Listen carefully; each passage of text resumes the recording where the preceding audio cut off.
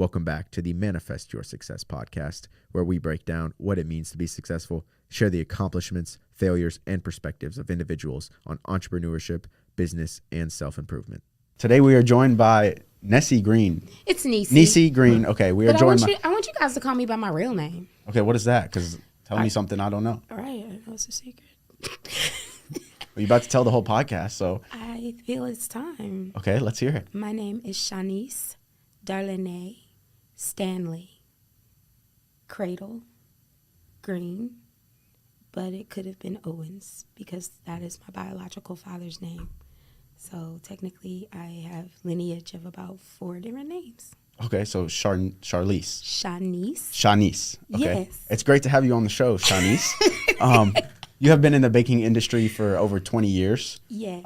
Which we might get into today. Okay. And you've made it actually an appearance on the Oprah Winfrey Show. I have. If I'm not mistaken. Yeah, I was a guest on the show. Okay, a guest. That's even better than an appearance. You weren't just in the crowd. You were actually a guest on the show. Right next to Oprah. Okay. Yes. She's a pretty powerful lady, I do have to say. I thought she was. Yeah, and you are an Olympian at life and an ambassador of the world.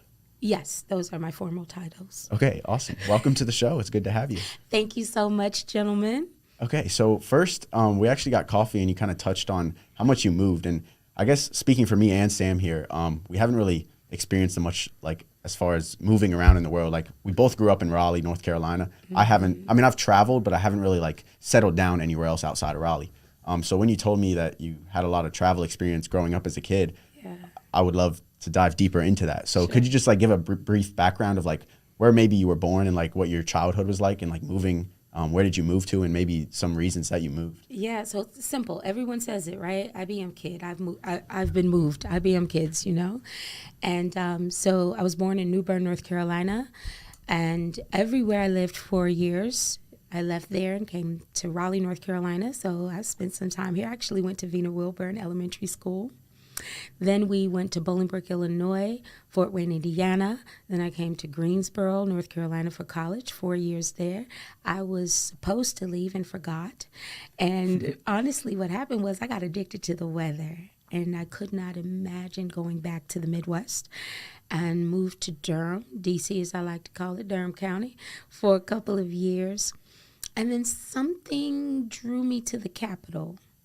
And I've been here for about 20 years because I'm 48. It seems like I've lived 1,000 lifetimes, though.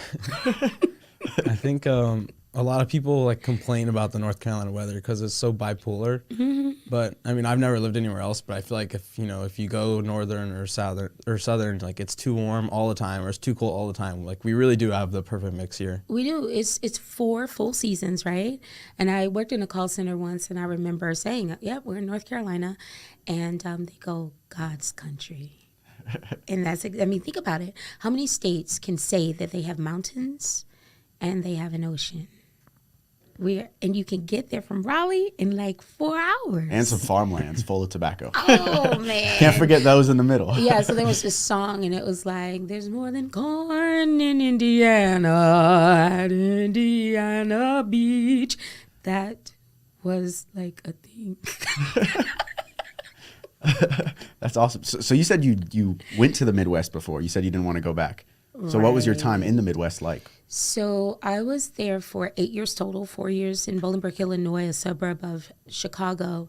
And literally there were like just sod farms there. And now they have an IKEA and we don't even have one. So that shows you just how progressive urban cities are, how they will reach out into the suburbs and they'll become urban as well. And so moving from, having access to the city to Indiana, it was a huge culture shock. But let me tell you how weird that is. Back then, in Ohio, the drinking age was 18. You could drink at 18. And when I moved there, I was always like really excited because I was like, yeah, 5 more years, I'm going to be able to go across the straight lines, get me a beer. And they changed it because so many kids were getting in accidents. So Ohio was like one of the last states to raise the legal limit age to 21. But these are things that I remember, like moving there and there was no Black radio station. And I'm like, wait, what year is it? And it was just so odd And yet it was the best place to grow up as a kid. I was able to really honestly like spread my wings because it was a very community and family centered, area. On Friday nights, everybody was at a football game. And I think now it just reminded me of New Bern, North Carolina, how in New Bern, everybody is at the football game on Friday. What I did not realize was when I was a little girl, I was always at the football game because I was a mascot with the cheerleaders. And only in my adult life, when I started like really connecting my happiness to my childhood, did I start to remember things that happened in my youth. So the fact that you guys actually want to talk about what my life was like, I actually remember. That's awesome. I think it's so valuable too. Like I've spent some recently, I've kind of spent some time reflecting on like what my childhood was like, like how it does have like a huge influence on like your trajectory in life. Not that you can't change, not that something that's set in stone when you are a kid and it has this influence on you. It's not that you can't move away from an influence, right. But it really does have an effect on who you are as a person and like how fast you reach like your true self-actualization in life. Ooh, yes. You're talking about, we had coffee and we were talking about my childhood. So, back to New Bern, my grandmother was one of the first nurses to integrate the hospital. So at home we had poverty and scarcity, but then she took me out to the hospital and I saw all these millionaires, literally doctors, right? And there was hope and possibility. And when I would walk through the hospital, and like literally I have spent the past 6 months trying to remember. And I thought really hard, like what was it like when I was a kid? Because I have 4 children. And one day the youngest was running through the house and he stopped and he goes, I love being a kid. And I was like winning as a mom. And I started to understand because I was behaving as a grandmother. So I started to think about how was life with my grandmother. So when we would walk through the hospital, it was like I was in a parade. That's Gloria's granddaughter. That's Miss Stanley's granddaughter. Everybody knew me. But one of the things that I realized was I had always been around affluent people to the point that my godfather, there's actually a school named after him in New Bern. And so Daddy feels like, I feel like Annie a little bit right now.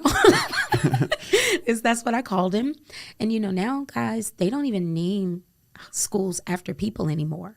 It's going to be Millbrook or Southeast Raleigh. But the old high school became a middle school and they named it Grover C. Middle School. And that man was my godfather. So when people ask me questions or ask other people, hey, does Shanice know all these famous people? I'm like, I've always known famous people. It was a part of my childhood. So for me, like I said, always being at a football game, being on the track, always performing in front of people, being in parades. This past week, I was a banner girl in the Martin Luther King parade, the 43rd MLK parade. And I was walking down Fayetteville Street thinking, I do love a parade. Parades are quite fun. They are. I've been in a lot of them. I think something that we don't stress enough on the show is like surrounding yourself with people that are better than you or at your same level that push you further. And it sounds like you're doing exactly that, and you did exactly that, especially as a kid. Seeing as you've been on Oprah Winfrey's show as a guest. Yes. So I don't know anything really about Oprah Winfrey's show. I honestly haven't watched it that often. I know she has guests on. I've seen clips before. So what is like why does Oprah Winfrey do the show that she does? And like, how did you get a shot? How did you get the opportunity to be there on it as a guest? Yeah. So this is literally what happened. I always loved television, and I don't know that people admit, right? I want to be on TV. Well, I was true to myself. I'm very self-aware. I wanted to be on TV. And I remember asking my grandmother, like, Mama, why do these sponsors? She said, that's where the money comes from. And when I was talking to a gentleman who was a master controller for WRL, he said, yeah, and he said, that's how we have free TV. So I was thinking, so let me get this straight. People just going to give you money to be on TV. This sounds interesting. And then one day, this black woman came on TV, and I thought, she ought to meet me. So I'm 12 years old. I'm a latchkey kid. And back then, Oprah would say, if you want to be on Wednesday show, call in. And so I decided to call in because there was finally a show that really resonated with who I was. And all I cared about was that I could get on the show. And most of the topics were not about me, you know. I mean, my marriage is failing, or I want to be a dentist, but I'm a hairdresser. You know, nothing that a 12-year-old kid could connect to. And so you don't know what this is. Have you ever heard a busy signal? I have not. Correct. I knew you did not know what that was. So all day long, I called and I called and I called, and I kept getting a busy signal. And then finally, around 3 o'clock, Oprah Winfrey, I said, hey, I want to be on Wednesday's show. And they said, well, tell us about yourself. I said, hold my non-alcoholic beer. And I started talking. Now, this is during a time, y'all, when they didn't have contracts, or, you know, you just do anything you wanted to in life. I talked to the producers for almost a week. And then they told me, you know what, we have a full panel, but if anyone drops out, we'll call you. And I was like, don't worry, you're going to call me. And sure enough, the day before the show was supposed to air, they were like, can you get here? You live in the suburbs, so we can't send a car. Now, me and my 12-year-old self, I didn't want my parents to take off of work. I had a very strong work ethic. And so I was like, yeah, I can get there. My parents know nothing. Now, you also never went in your parents' room in my day and age. So I remember standing in the doorway and thinking, this is going to be an earthquake. So they told me to stand in doorways and maybe I'll survive this question. I said, can I go on Oprah tomorrow? And they were like, Lord, my baby going on Oprah. Lord, my mom gets on the phone. She's like, I ain't coming to work tomorrow. My baby going on Oprah. It was like an episode from Everybody Hates Chris, I promise.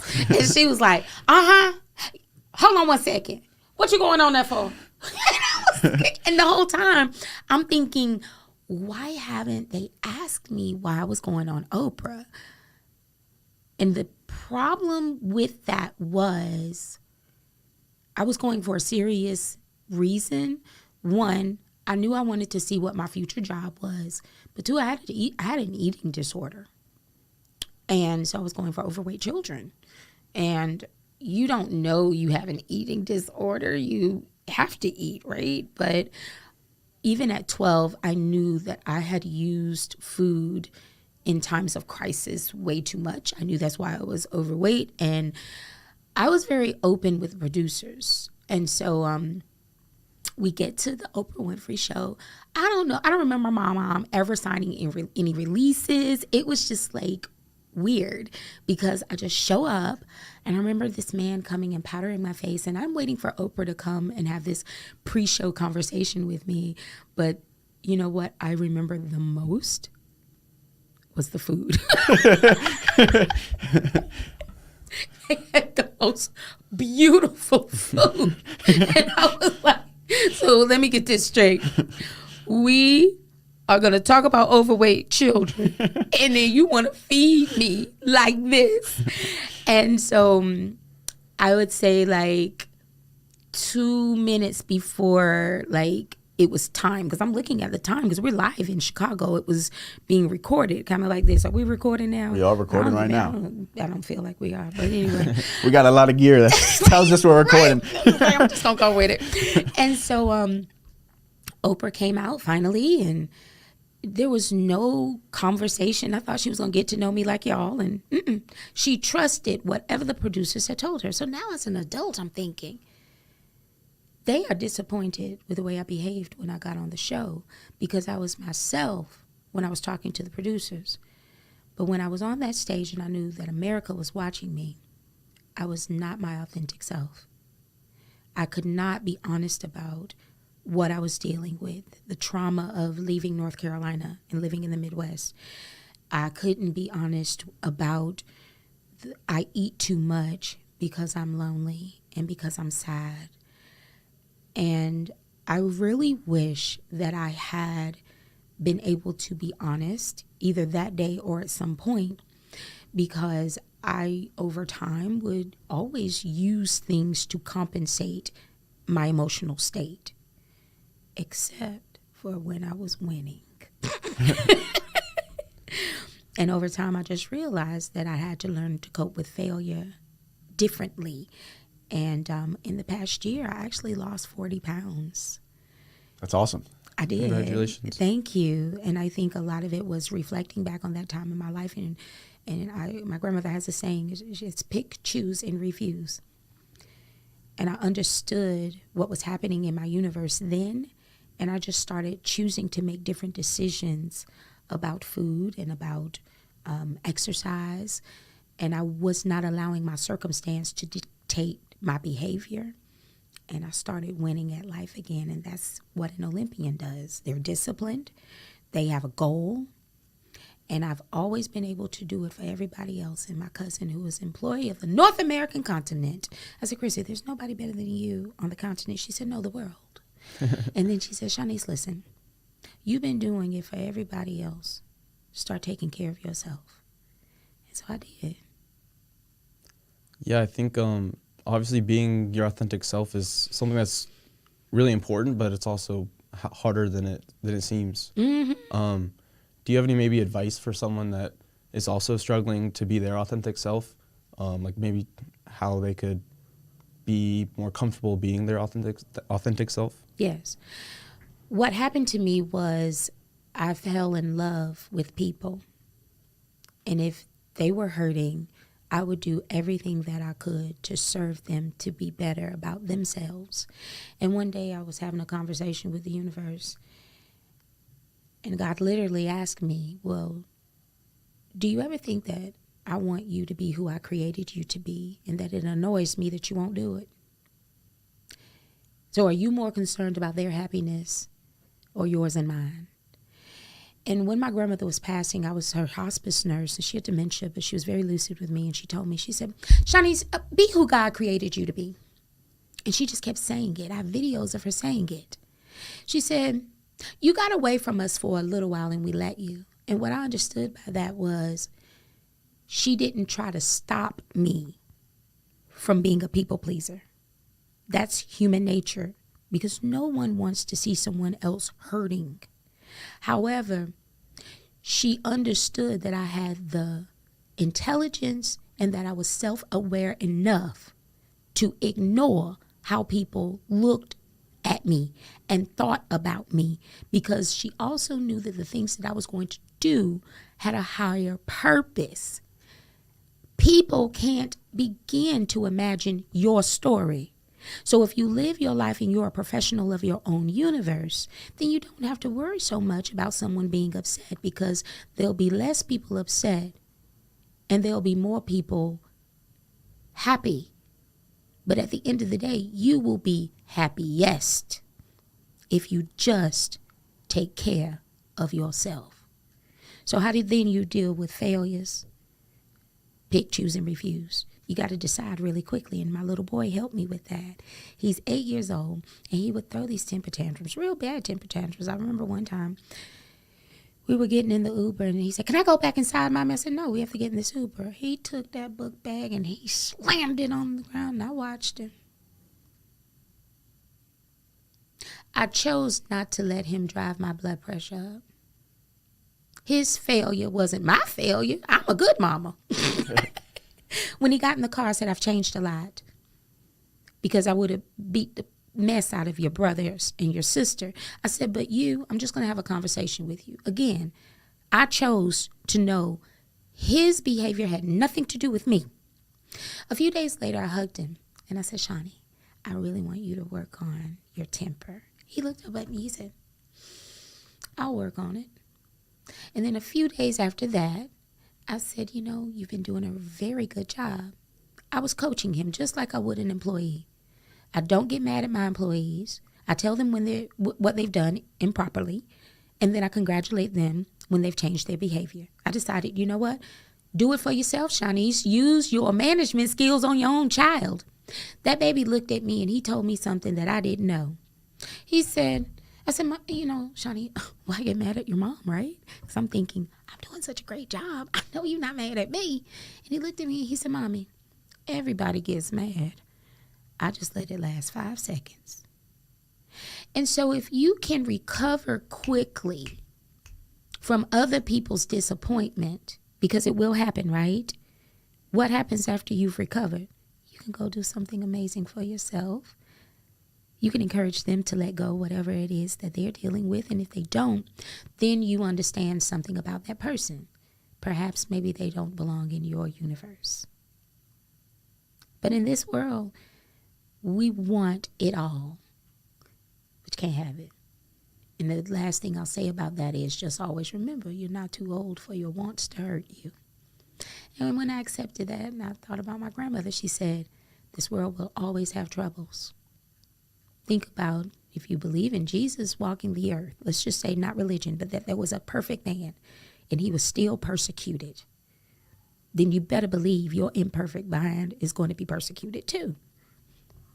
So what they going to do? Yeah, that's great. I love that story, really, all of it, really. It reminds me of, I mentioned this book to you before, The 7 Habits of Highly Effective People.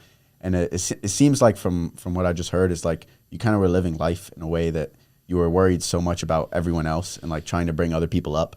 But in that same time and moment, you weren't really looking at yourself, and you didn't take a time to sit back and look in a mirror and be like, okay, how can I fix myself before I can go out and fix other people? Yeah. You know what the biggest thing for me was? I forgot what it was like to be a kid.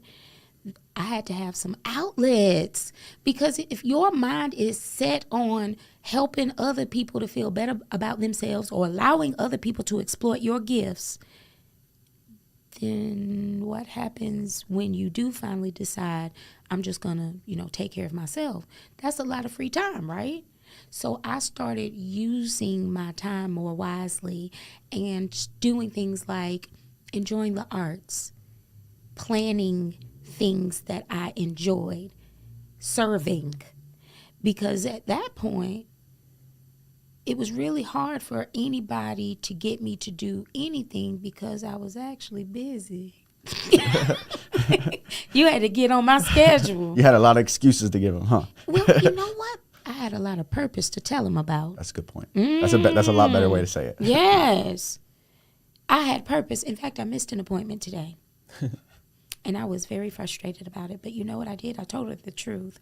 I said, I'm so sorry I missed our appointment. I had to go to a meeting, and at the end of the meeting, I had an opportunity to tell the mayor about my vision.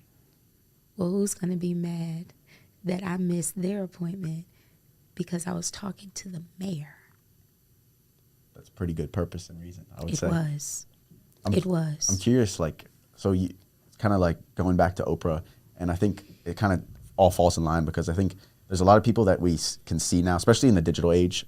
Maybe not when you weren't growing up, but right now you can really see a lot of people that are being quote unquote successful, or you can hear a lot of perspectives of people and how they live. So after you were on that Oprah Winfrey show, did you look at Oprah as kind of like a role model? Or if it wasn't Oprah, did you have other role models in your life that kind of you looked up to as a kid and were like, okay, I want to be this person, or like I want to be some idea of this? Or how did you kind of work through that? So I'm going to tell y'all the truth. I just forgave Oprah.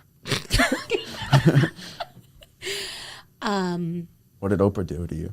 So during the commercial breaks, it was silent unless we were talking amongst ourselves. And we came back from commercial once, and she said, well, during the commercial break, we were talking. And I was like, no, we were not talking. You had nothing to say to us. What are you talking?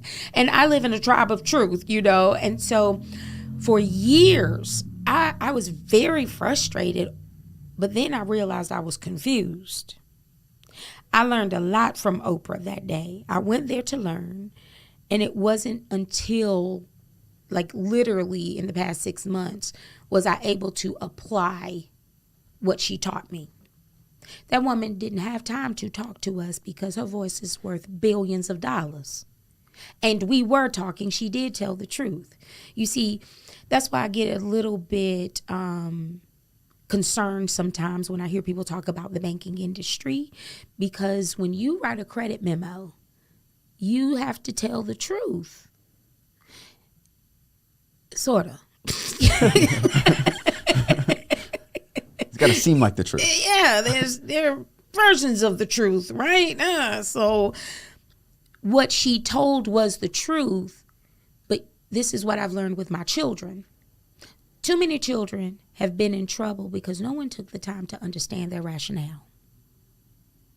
What I did not understand was Oprah's rationale. She was at work. I was there studying her.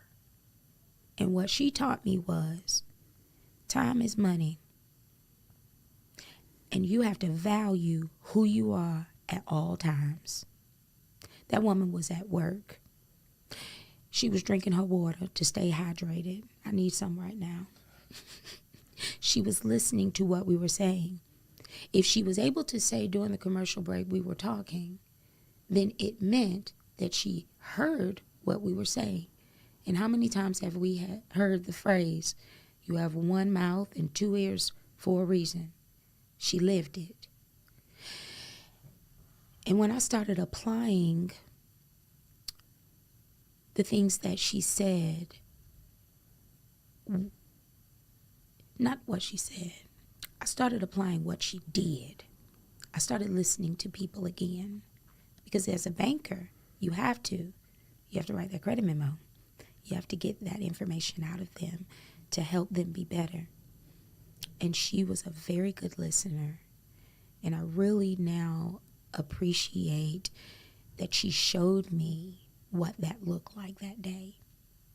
I also owe you an apology, Oprah, because you then said to me, well, you are articulate.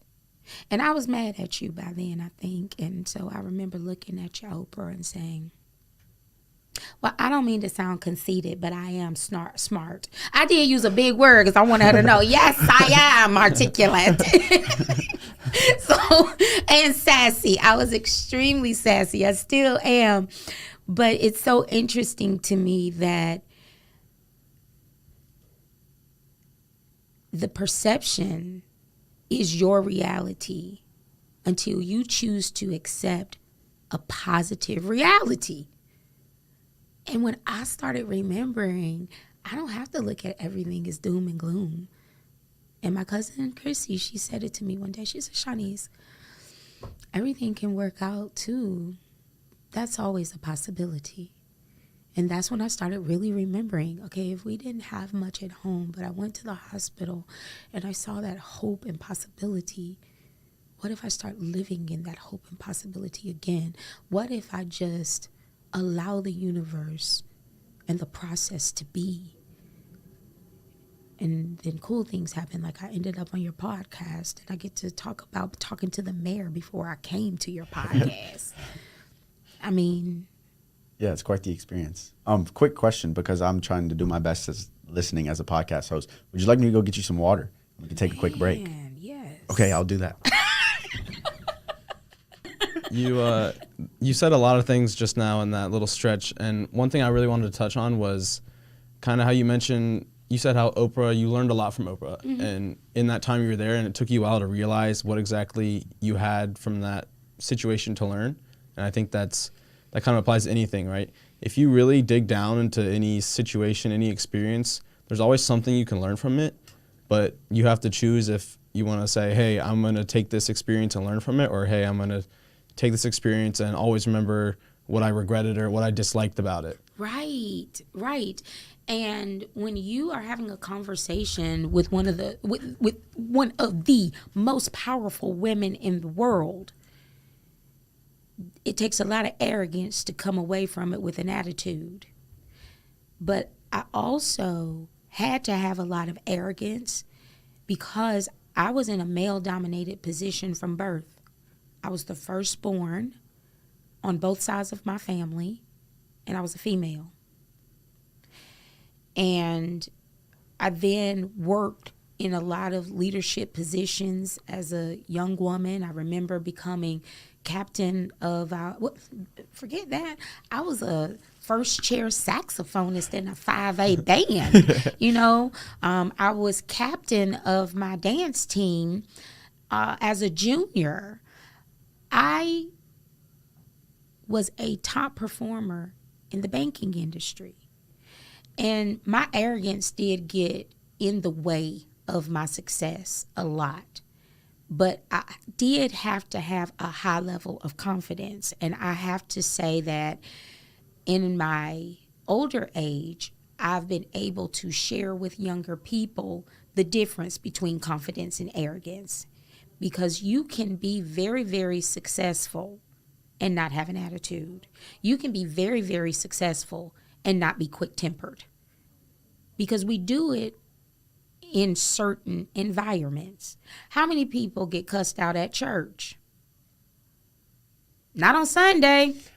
So that means if you can behave that way in that environment, why can't you do it when you get home? My daughter, she helped me to see it can be done. She works for Chick-fil-A, and she said, Mommy, if I'm nice to everybody at Chick-fil-A, then certainly I can be nice to my family. But she had to pick, choose, and refuse to do that. And we had to reciprocate. Like I said, when Shawnee was throwing that temper tantrum, I had to make a conscious decision to remember this is a single moment in time. And so my arrogance has really started to take a back seat to my appreciation for relationships with people. Because the same way in which I'm sitting here talking to you, all polite and, I have my smile on, I take this same temperament into my home with my children, and I try to mirror this when I talk to other people. I was very nice when I talked to the mayor today. But are there times that I just turn all the way up? Sure, I do. Absolutely. It's just not as often. I never saw my grandmother lose her cool. I literally had never seen her lose her temper. So it is something that, for me, it's about being self-aware of other people's position in life. I don't know everything that you're going through. And being in control of myself and not full of myself. It's two different things. Right. That's a great point. And I think being true to yourself, I think a lot of people try to find themselves in career and life. Mm-hmm. And you mentioned the banking industry a little bit. So I'm interested to see what kind of motivated you to get into that. You said you went to school in Greensboro, correct? Yes. So Aggie Pride. You have to say that. me and Sam are still yet to graduate college. And I feel like, we were talking at the break, like every day really is a choice, and like even your childhood is just as important as your days in college, and your days after college are just as important as your days in college. So it's kind of like this whole cycle of you got to make the right decisions. So what kind of motivated you to jump in the banking industry, and how did you manage to stay in it for 20 years? You're going to have to turn the cameras off of this. Okay. Man, I'm just kidding. I did not believe that I was going to school in North Carolina. I had gifts. I was a dancer. I was a singer. I was an actress. My parents told me if I got a scholarship, I could get a car. I was getting a convertible because I was going to art school in Florida. Of course I was, because I was getting a scholarship there.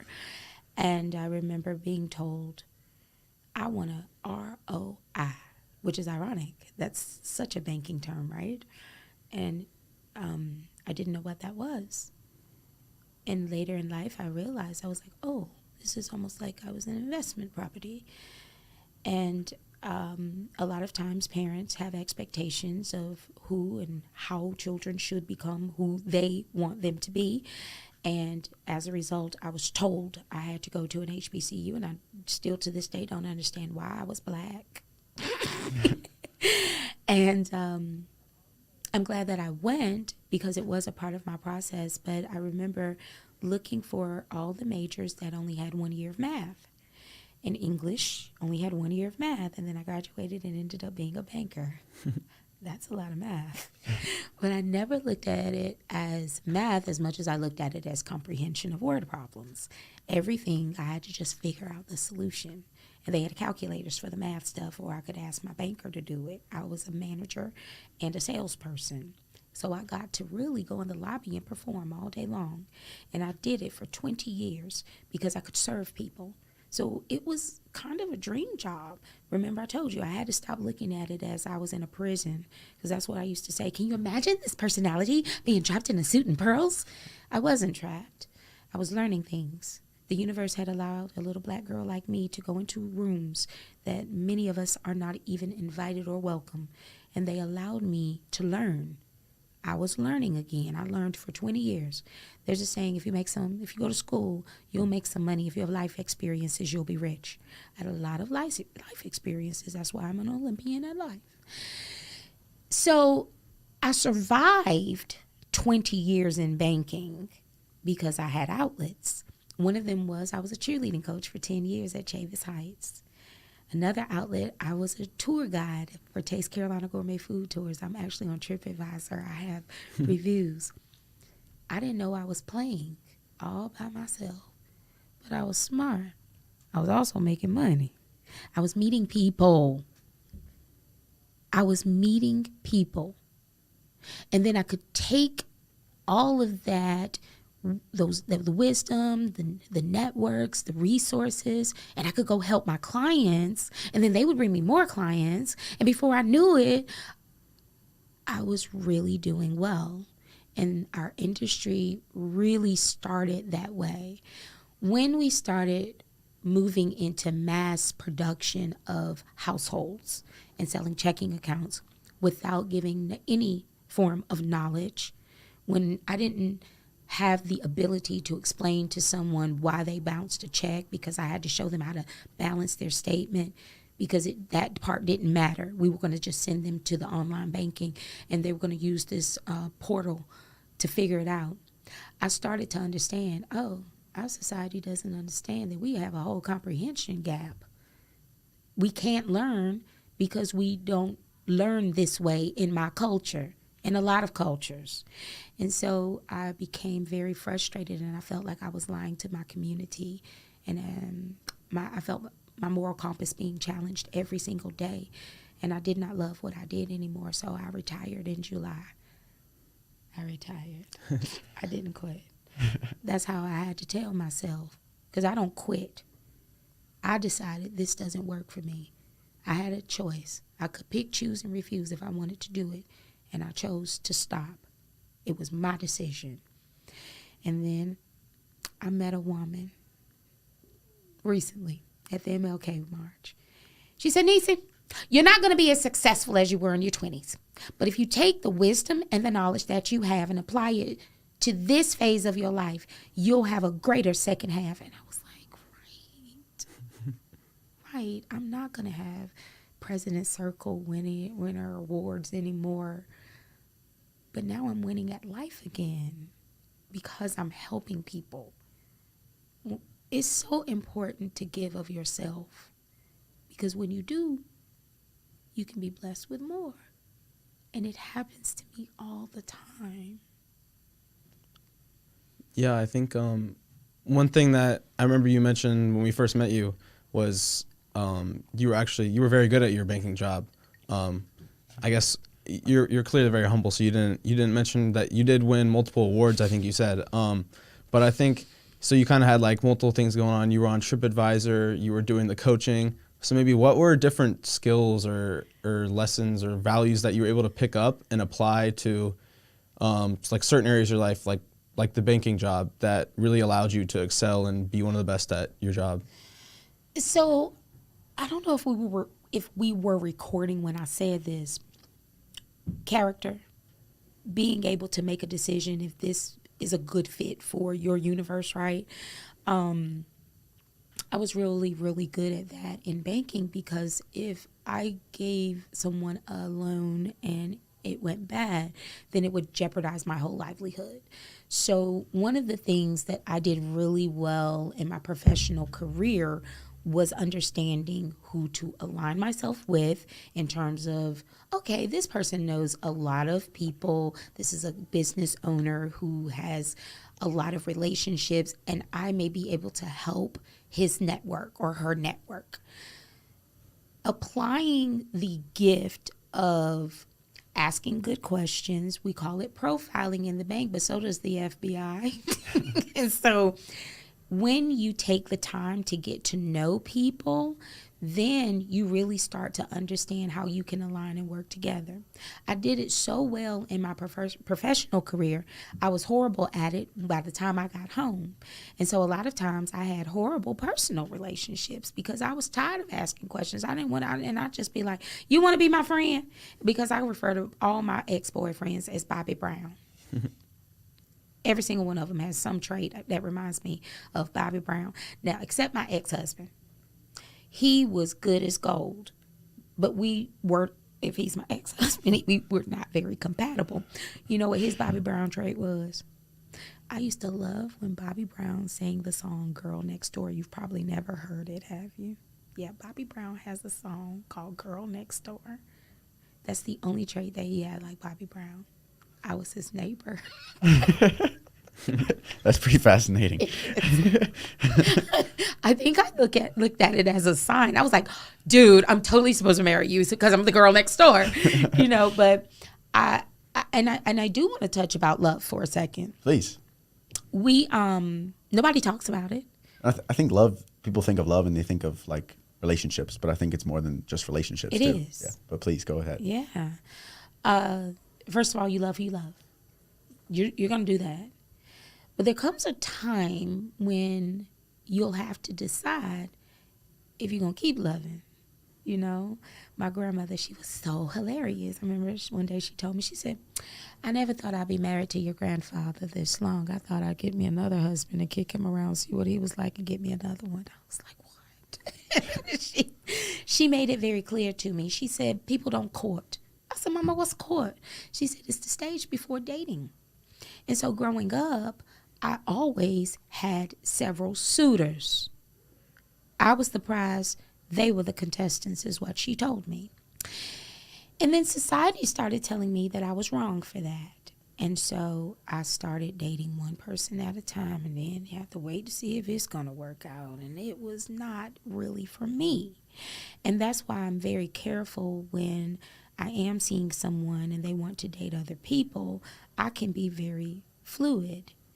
And now your generation seems to be more comfortable. Culturally, I do believe that white people date and court much better than black people. Like, there's an entry in my journal. I was in 8th grade, and I had a friend, and she and her boyfriend had broken up, and I'd moved into this area. She was my friend, and her ex-boyfriend liked me, so we started dating. And her mother sent word to me, you tell Shanice you don't date your friend's ex-boyfriend. And I wrote in my journal, and I don't understand the reasoning. Because, again, you love who you love, and maybe someone did date that person. I'm okay with that. You know, if anybody was trying to date someone that I dated, I'd be happy for them in some regard.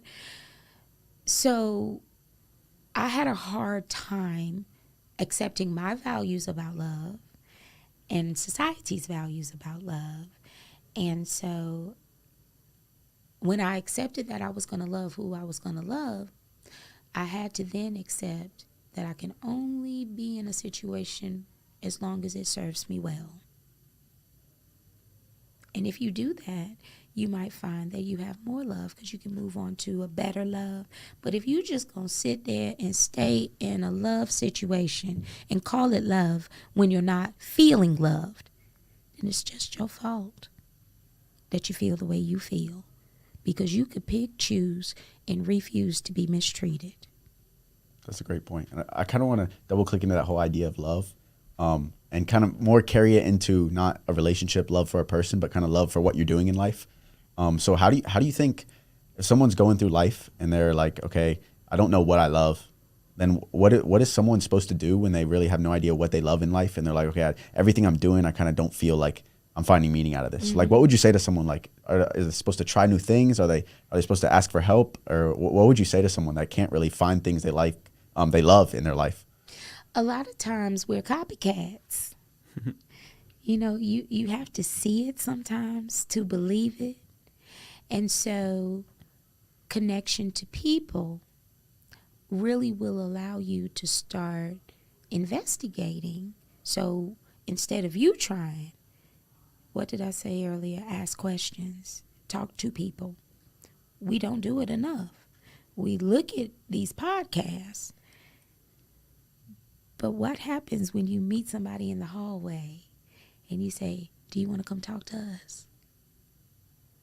Because you will have an experience through that person. So imagine when people say, learn from my mistakes. What if I learn from your success? That's what I do. That's awesome. why I'm here. I want a podcast. So I'm here looking at y'all. I'm learning, studying you. I'm trying to figure out if you're going to help me. We're trying to figure out the same thing. So I know you have somewhere to be shortly. It is 5:40. So I'm going to wrap up here. We have a couple last questions for you. I'm ready. This is a question that we do ask every guest on our show. Okay. So the pressure is through the roof. So you better give a good answer. No, jokes. So we ask everyone, what is one goal that you have in life? It could be something that's tangible, like a target you want to reach. It could be something that you want to achieve every day you wake up. It could be in your career life. It could be in your personal life. But what is one goal that you have, and what are the steps that you're doing to achieve that goal? I set a lot of goals because I'm in so many different ecosystems and I wear so many different hats. I mean, when Shaka Khan was singing I'm Every Woman, I took that junk seriously. So one of my goals is to curb my language and allow my voice to vibrate more positivity. Energy is never gained or lost. It is only transferred. And I have a very, very high vibration. Right now, my 8-year-old is keeping tabs on how many times I swear. I recently looked up what it means to curse. And it literally was devastating to understand that it is to invoke harm on someone, basically just through your words. And if I truly want to elevate to the next level, the way in which I see things has to align with how I speak too. Because you cannot have a loud voice and use it anyway. You have to be respectful of that because it is a gift. And I don't want to lose that gift. So one of the things that I've been working on is ensuring that my communication with people and even the way in which I speak into myself is more positive. Now, does that mean I'm never going to use a swear word again? No, I'm not. I'm going to use them. But I look at how I use my words. I owe Shawnee $675 right now. Oh my gosh. And so the way that I am working on that goal is I speak more affirmations over myself. I speak more positivity into people more often. That's how I became a banner girl at the MLK walk. I saw these ladies outside of the coffee shop, and I said, was on the phone. I said, hold on. I flagged them down. I went outside. I said, people have told me that I am a light, and I saw you ladies, and you look beautiful. And I just wanted to tell you, good morning, and I hope that, you have a great day. And she said, well, of course, this is a light. It's the Congresswoman, Deborah Ross. I was like, I could feel it. So if I could see the light, that means I should also be speaking light. And so one of my goals is to live a life of more positive vibrations, even through the sound of my voice. I think that's a really powerful goal. And it's nice to hear you bring up vibrations and conservation of energy, because that's kind of what I study in school, and it all seems so meaningless all the time. Are you serious? Yeah. I could feel it. But imagine, energy is never gained or lost, only transferred. I mean, we didn't even get to talk about the Hawk story. We didn't. You'll have to come back on. I as long as you keep giving us these positive vibes, you're welcome anytime. You've done a great job this episode for sure. Thank and you. this show. Thank you. I think one last thing we usually do is just we kind of ask our guests if they have any handoffs for the audience, and this could be books, people, the Oprah Winfrey Show, things like that. Anything you think that the audience could really benefit from? Yes, I do have a handoff. Are you ready? I want the audience to try to move one hand forward and one hand backwards. Almost got it. Okay, yeah, that's a hard task right there. You're trying to move one way. For anyone that wasn't watching that, you have to move one hand away from you and move one hand towards you. But your brains won't let you do it because the two hemispheres of your brain are connected. If your hemisphere of your brain isn't connected, then you'll be able to do it. I had a So that's a test to see whole if you're bar sane. trying to do it last night. And what was amazing was one of the men said, I'm going to do this with my kids. And even when I saw people walking away, they were still trying it. All because you had told me about this. You shared your light and your energy with me, and now it's all over Raleigh. I'm looking forward to seeing someone down the street trying to do it with their kids as I'm walking around Raleigh. Well, thank you so much for being here. Thank you. It was